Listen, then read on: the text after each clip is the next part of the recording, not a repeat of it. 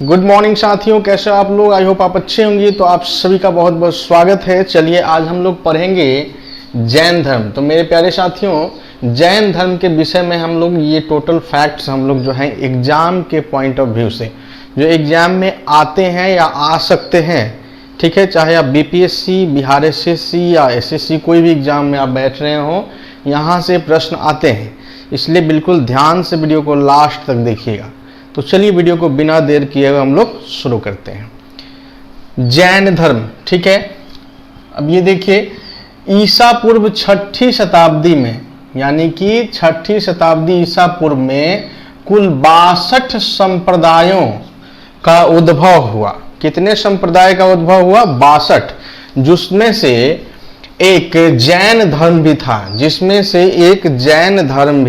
था, ठीक है, जिसके संस्थापक ऋषभ देव को माना जाता है। किनको माना जाता है?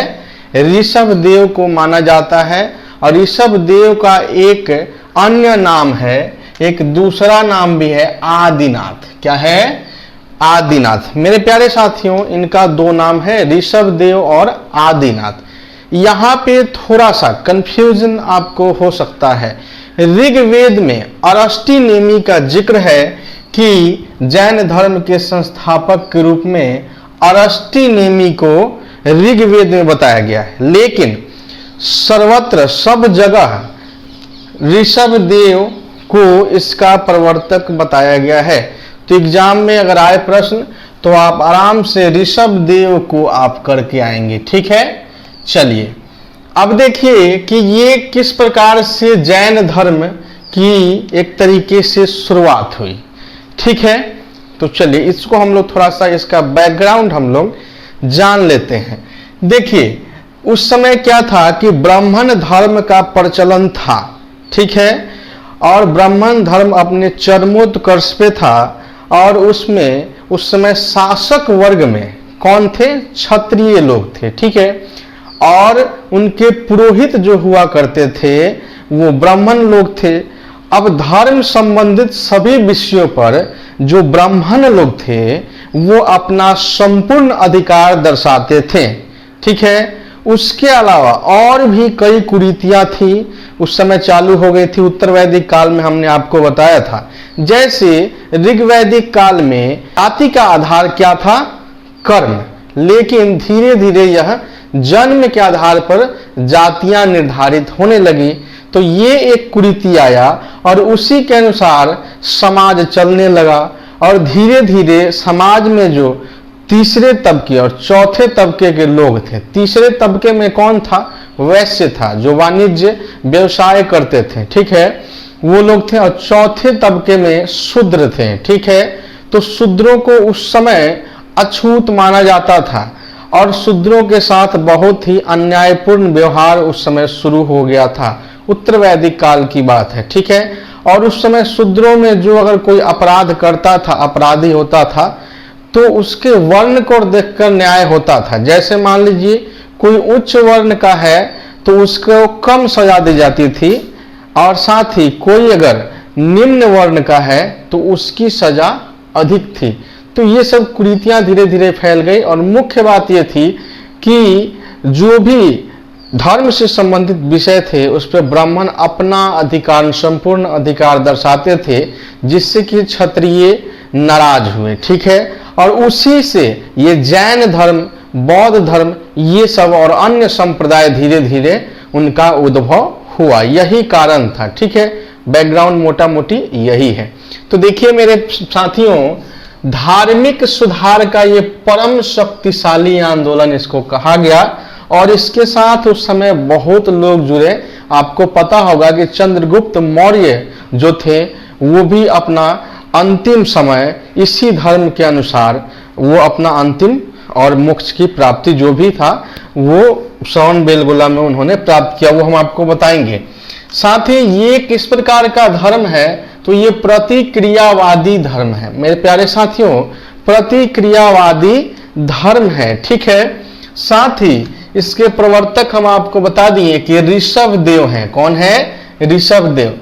इसमें कुल तीर्थंकर, ठीक है, तीर्थंकर का मतलब होता है, मैं बता देता हूं, तीर्थंकर का मतलब होता है जो दूसरे को राह दिखाए, ठीक है ना, उसको तीर्थंकर कहा जाता था। तो कुल तीर्थंकर इसमें 24 हुए और पहले तीर्थंकर कौन थे? ऋषभ देव थे। और 24वां और अंतिम तीर्थंकर, उनके बाद कोई तीर्थंकर नहीं हुआ, वो भगवान महावीर थे, ठीक है, जिन्हें वर्धमान नाम था जिनका पहले, वो हम पढ़ाएंगे आपको। तो ये 24 तीर्थंकर, पहला तीर्थंकर मेरे प्यारे साथियों ऋषभ देव, और अंतिम तीर्थंकर कौन थे? तो वो आपके भगवान महावीर थे। उसके पहले यानी 23वां तीर्थंकर जो था वो पार्श्वनाथ थे। कौन थे? पार्श्वनाथ। उसके पहले अराष्टी नेमी, जिनका वो ऋग्वेद में जिक्र है, ठीक है, अराष्टी नेमी, ठीक है। तो ये थे, तो आप समझ गए, 23वां तीर्थंकर पार्श्वनाथ, 24वां तीर्थंकर आपके महावीर, ठीक है। लेकिन वास्तव में भगवान महावीर के समय यानी 24वें तीर्थंकर जब आए भगवान महावीर, तो उसी समय जैन धर्म का और प्रचार हुआ और जैन धर्म को एक नई ऊर्जा मिली। तो वास्तविक संस्थापक एक तरीके से कहा जाए तो भगवान महावीर ही थे, ठीक है। तो चलिए अब इसमें देखते हैं आगे कि जैन की उत्पत्ति जिन शब्द से हुई है। मेरे प्यारे साथियों, जिन शब्द का मतलब होता है विजेता, ठीक है। क्या नाम मतलब होता है? विजेता। तीर्थंकर का अर्थ मैंने आपको बताया कि जो दूसरे को राह दिखाए, ठीक है। अब महावीर का जन्म कब हुआ था? तो याद रखिएगा 540 ईसा पूर्व में हुआ था। 540 ईसा पूर्व में हुआ था, 540 बीसी में हुआ था। और ये किस स्थान पे हुआ था? तो कुंडग्राम एक जगह है जो वैशाली में पड़ता था। कुंडग्राम, तो वैशाली के निकट कुंडग्राम में इनका जन्म स्थान था, ठीक है। चलिए अब इनके बचपन का नाम मेरे प्यारे साथियों वर्धमान था, इसलिए इनको वर्धमान महावीर भी कहा जाता है। वर्धमान था। देखिए ये किस वंश से आते थे? तो ये ज्ञात्रिक क्षत्रिय वंश था, यानी क्षत्रिय वंश का ही ज्ञात्रिक कुल है, ये ज्ञात्रिक कुल है, ठीक है। उस कुल से ये आते थे। पिता का नाम इनका सिद्धार्थ था। क्या था? सिद्धार्थ। और माता का नाम इनका त्रिशला था, ठीक है ना। क्या नाम था? त्रिशला, जो कि उस समय के लिच्छवी शासक चेतक की बहन थी। इनकी माता जो थी उस समय के जो लिच्छवी शासक थे चेतक, उनकी बहन थी, ठीक है। अब इनकी पत्नी, इनका शादी भी हो गया था। इनकी पत्नी का नाम यशोदा था। क्या था? यशोदा था। और इनकी एक पुत्री भी थी जिनका नाम अनुज्या, और एक और नाम था प्रियदर्शनी। तो अनुज्या या प्रियदर्शनी इनके पुत्री का नाम था। और इनकी पुत्री का शादी हुआ किनके साथ? जमाली के साथ। जमाली जो कि इनके प्रथम शिष्य भी बने। पहले विरोधी थे इनके, लेकिन बाद में ये पहला शिष्य यही बने, ठीक है। चलिए गृह त्याग ये कब किए थे?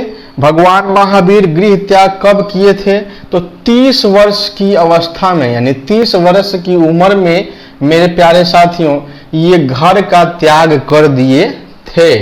और लगभग ये 12 वर्षों तक कड़ी तपस्या किए। 12 वर्षों तक मेरे प्यारे साथियों इन्होंने कड़ी तपस्या किया। और उस तपस्या के बाद इनको ज्ञान की प्राप्ति हुई, ठीक है। ज्ञान की प्राप्ति हुई, यानी 42 वर्ष की उम्र में। कितने वर्ष की उम्र में? 42 वर्ष की उम्र में इनको ज्ञान की प्राप्ति हुई, ठीक है। ज्ञान की प्राप्ति हुई। और वो ऋजुपालिका नदी के तट पर साल का वृक्ष था। किसका वृक्ष? साल वृक्ष। किसका वृक्ष? साल वृक्ष के नीचे इनको ज्ञान की प्राप्ति हुई। और ये जगह था जृंभिक ग्राम। जृंभिक ग्राम, जहां इनको कैवल्य यानी ज्ञान की प्राप्ति हुई। साथियों कैवल्य का मतलब होता है सर्वोच्च ज्ञान, कैवल्य का मतलब होता है सर्वोच्च ज्ञान। ठीक है, तो इनको सर्वोच्च ज्ञान की प्राप्ति हुई ऋजुपालिका नदी के तट पर साल वृक्ष के नीचे जृंभिक ग्राम में। ठीक है, अब भगवान महावीर को अन्य नामों से भी जाना जाता था, जैसे इनको जिन कहा जाता था, अरहत कहा जाता था, निर्ग्रंथ। निर्ग्रंथ का मतलब होता है बंधनों से मुक्त, यानी सभी बंधनों से मुक्त, जैसे माया, क्रोध, लालच, इन सब से मुक्त। केवलीन भी कहा जाता था, नाथ पुत्र भी कहा जाता था साथियों। ठीक है, इनका निधन कब हुआ, यानी इनकी मृत्यु कब हुई, तो ये 72 वर्ष की आयु में साथियों, मेरे प्यारे साथियों, इनकी मृत्यु हुई। कहाँ हुई, कब हुई, तो 468 ईसा पूर्व में पावापुरी, जो राजगृह के पास है, जो उस समय की राजधानी थी राजगृह, राजगृह के पास पावापुरी में मल्ल शासक थे सुस्तपाल। कौन थे, सुस्तपाल, उन्हीं के राज्य में हुआ था। ठीक है, तो इतना याद रखना है कि 72 वर्ष की आयु थी, 468 ईसा पूर्व में पावापुरी में, जो राजगृह के निकट है, वहीं पे इनकी मृत्यु हुई। ये सब प्रश्न तमाम एग्जामिनेशंस में आए हुए हैं। अब ये देखिए, जैन धर्म में 5 व्रतों का जिक्र है। ये 5 व्रत कौन कौन से है, तो मेरे प्यारे साथियों, इन 5 व्रतों को पढ़ाने से पहले मैं बता दूं कि इनके पहले वाले यानी 23वें तीर्थंकर जो पार्श्वनाथ थे, इनमें 4 व्रत पहले से ही बता के गए थे। ये लास्ट जो था उसको जोड़ा गया। ठीक है, जो ब्रह्मचर्य जो है लास्ट, इसको जोड़ा गया। तो पहला व्रत था अहिंसा। अहिंसा का मतलब किसी भी प्राणी के प्रति या उस पर हिंसा नहीं करना। ठीक है, हिंसा का भाव नहीं रखना। दूसरा अस्तेय, अस्तेय का मतलब होता है, दूसरा था सत्य, यानी सदा सच बोलो, सदा सच बोलो, एनी हाउ, सदा सच बोलो। तीसरा था अस्तेय, यानी चोरी नहीं करना, चोरी नहीं करना, ये तीसरा व्रत था। चौथा व्रत अपरिग्रह, क्या होता है, अपरिग्रह, यानी धन बटोरने की लालसा या ये सब नहीं रखना, विलासिता संबंधी चीजों को नहीं रखना, धन बटोरने की कामना नहीं करना। और अंतिम जो भगवान महावीर ने इसमें जोड़ा ब्रह्मचर्य, इसका मतलब होता है कि इंद्रियों को वश में करना, इंद्रियों को वश में करना। तो ये ब्रह्मचर्य लास्ट में। तो इन 5 व्रतों का पालन भगवान महावीर ने किया था। गृहस्थ जीवन, गृहस्थ जीवन में उस समय 2 तरीके से लोग जैन धर्म का साथियों पालन उस समय करते थे। कौन से 2 तरीके थे, एक जो लोग गृहस्थ जीवन में रहकर, ठीक है, जो अपने घर में रहते हैं, अपना जीवन यापन करते हैं, कृषि या जो भी करके, उनके बाल बच्चे परिवार हैं, तो उनके साथ जो जीवन यापन करके इस धर्म का पालन करते हैं, उनका नाम, उनको क्या करना पड़ता था, उनको क्या कहा जाता था, तो अनुव्रत उनको कहा जाता था। क्या कहा जाता था, अनुव्रत। लेकिन जो लोग गृह त्याग करके, घर छोड़कर भगवान महावीर की तरह महाव्रत क्या करते थे, वो लोग, उनको महाव्रत कहा जाता था। जो गृह त्याग करके जैन धर्म का पालन करते थे, उनको महाव्रत कहा जाता था। ठीक है साथियों, अगला है त्रिरत्न, इसमें दिए गए हैं।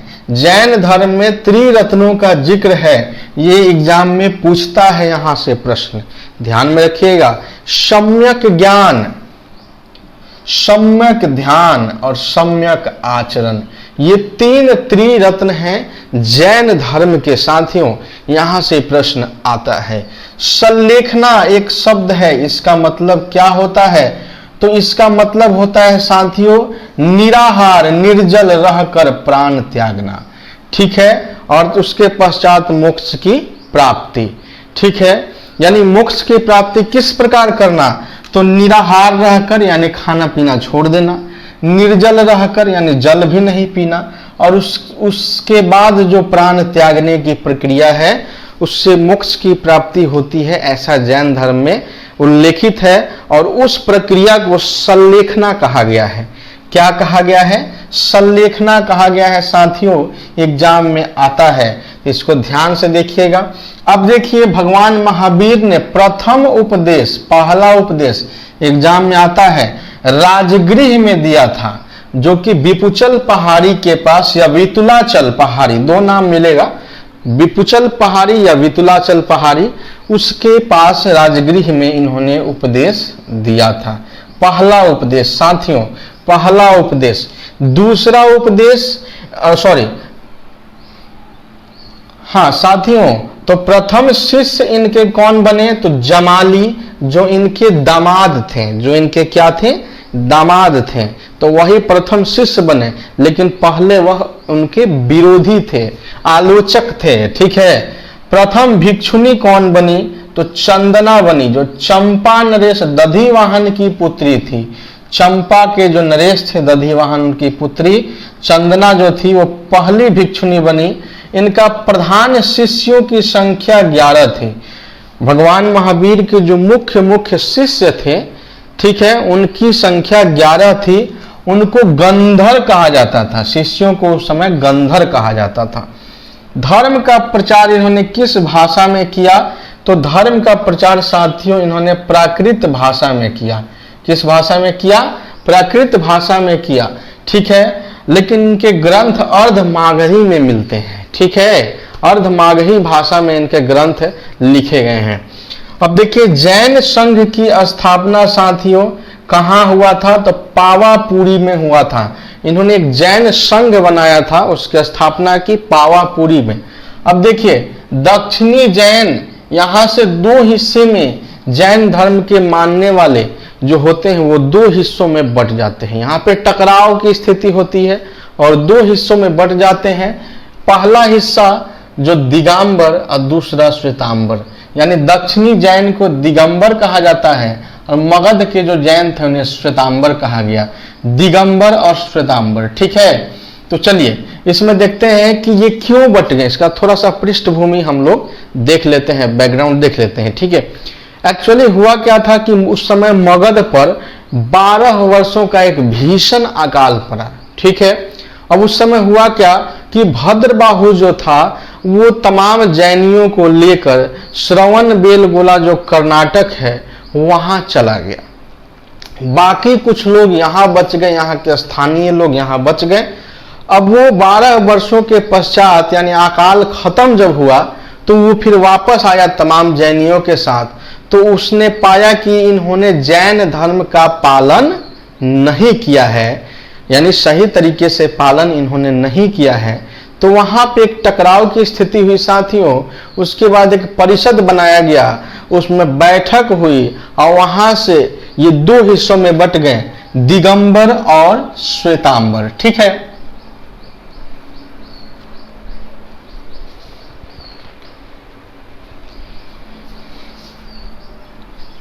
तो साथियों, दिगंबर का मतलब होता है किस प्रकार के जैन थे जो दिगंबर थे? तो जो नग्न रहते थे। ठीक है। जो नग्न रहते थे, ठीक है, उन्हें दिगंबर कहा गया। और जो श्वेत वस्त्र धारण करते थे उन्हें श्वेतांबर कहा गया। तो दो तरीके के यहाँ पे जैन लोग आपस में बट गए दो हिस्सों में। ठीक है। चलिए, अब प्रथम जैन संगीति कहाँ हुआ था? प्रथम जैन संगीति साथियों 300 ईसा पूर्व में पाटलिपुत्रा में हुआ था। पाटलिपुत्रा जो वर्तमान पटना है, और उसके अध्यक्ष उस समय स्थूलभद्र थे और शासक थे साथियों उस समय चंद्रगुप्त मौर्य। चंद्रगुप्त मौर्य उस समय वर्तमान शासक था। ठीक है। द्वितीय जैन संगीति भी हुआ है, लेकिन वो इधर हुआ है। ठीक है ना, वो गुजरात में वल्लभी स्थान है वहां पे हुआ है, लेकिन मुख्य यही है, यहीं से प्रश्न आता है। ठीक है। जैन साहित्य को साथियों आगम कहा जाता है। क्या कहा जाता है? आगम। ठीक है। ग्रंथों की रचना जो थी वो अर्धमागधी भाषा में हुई।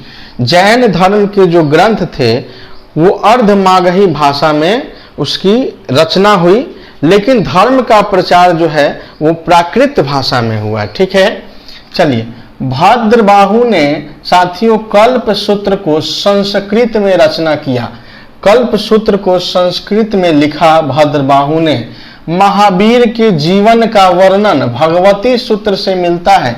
ये सब प्रश्न आपके एग्जाम में आते हैं कि भगवान महावीर के जीवन का वर्णन कहाँ पे मिलता है, तो भगवती सूत्र में मिलता है साथियों।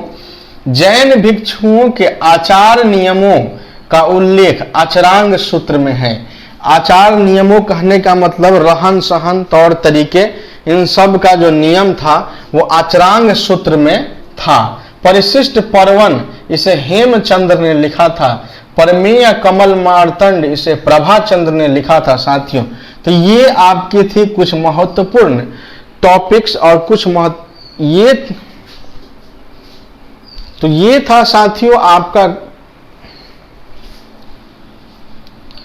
तो ये थे साथियों जैन धर्म का कुछ महत्वपूर्ण फैक्ट जो आपके एग्जाम में बहुत ही महत्वपूर्ण है, एग्जाम में बराबर आते रहते हैं। ठीक है, चलिए उसके साथ ही जैन धर्म में पहले मूर्ति, जैसे बौद्ध धर्म में मूर्ति रखने या बनाने की ऐसी प्रथा नहीं थी, लेकिन धीरे धीरे जैनियों में भी मूर्ति रखने की प्रथा आ गई। तो साथियों आज के वीडियो में इतना ही, फिर मिलते हैं अगले वीडियो में। तब तक के लिए आप सभी को बहुत बहुत धन्यवाद जुड़ने के लिए। बाय, जय हिंद।